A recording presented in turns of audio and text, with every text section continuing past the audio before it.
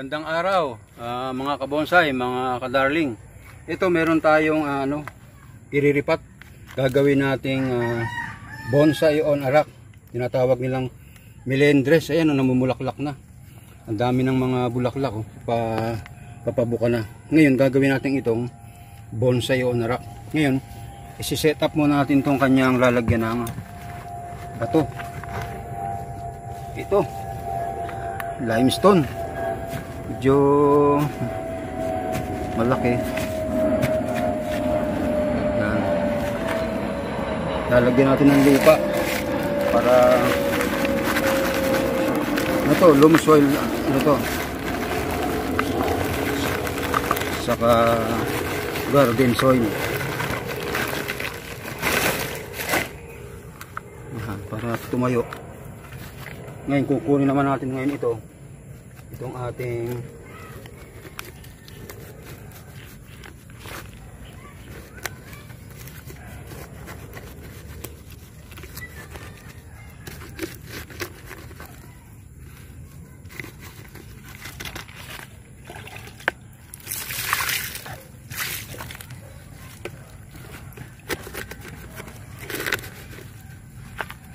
tanim natin sa medyo maraming lupa, kaya medyo matigas.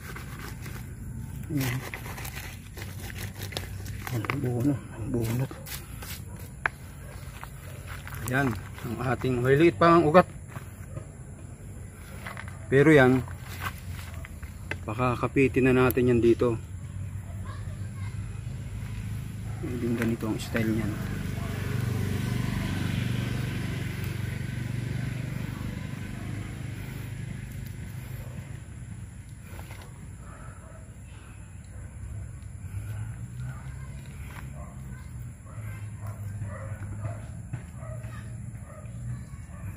Ito nga pala ang panali natin. Pwede natin talian siya ng tinatawag na goma, mga interior. Pwede rin naman talian siya ng ito, yung mga ritaso ng damit. Ngayon, para naman madikit siya at ang ugat hindi itong tela, tatalian natin siya.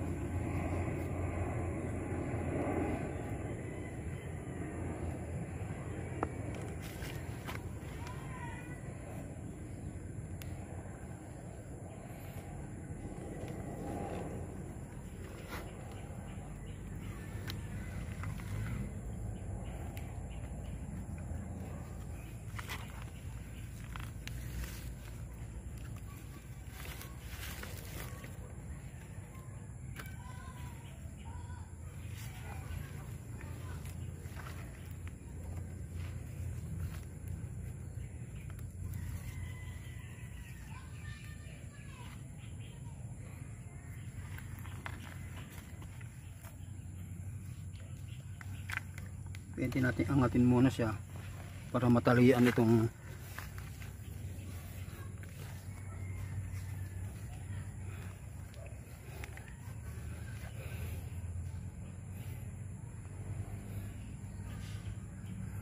ayan.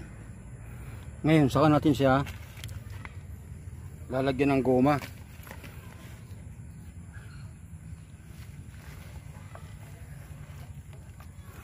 Para talagang kumapit ng husto.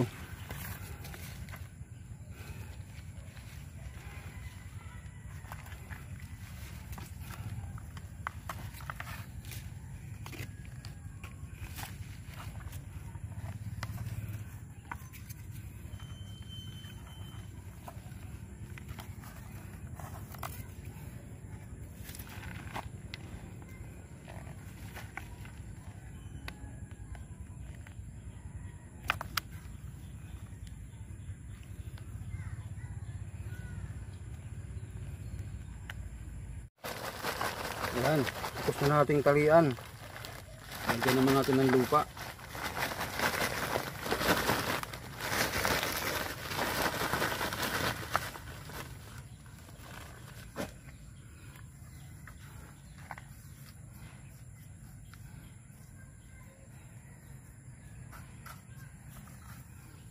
Ayan, meron tayong plastic dyan na ilalagay ito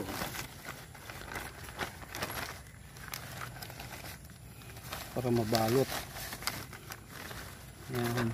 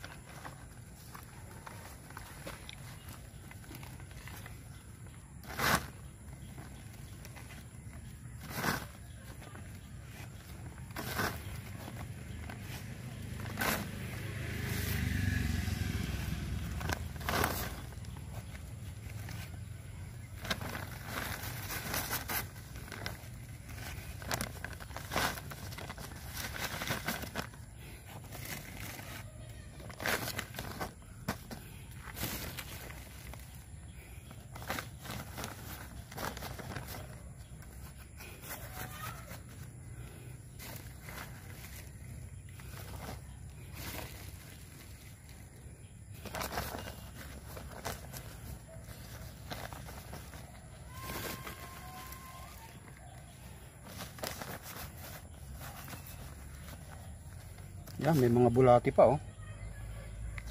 Talagang masustansya yung lupa. Kaya mabilis lumaki to.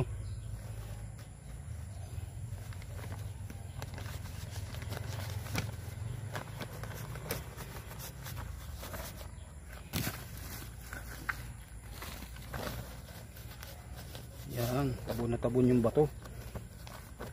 Para ito, iwawire natin yan pag gumanda na. Meron na siyang bulaklak. Ayun, ganda oh.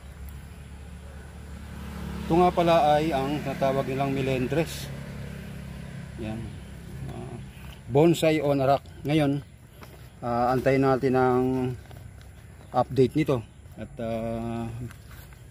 mga kabonsai, maraming salamat sa inyong panonood nitong ating workshop na bonsai on a rock. At huwag niyong kalimutang mag-subscribe, i-like, i-share at i-hit ang bell para ma-notify kayo sa updates nito. At ingat kayo mga kabonsai at God bless.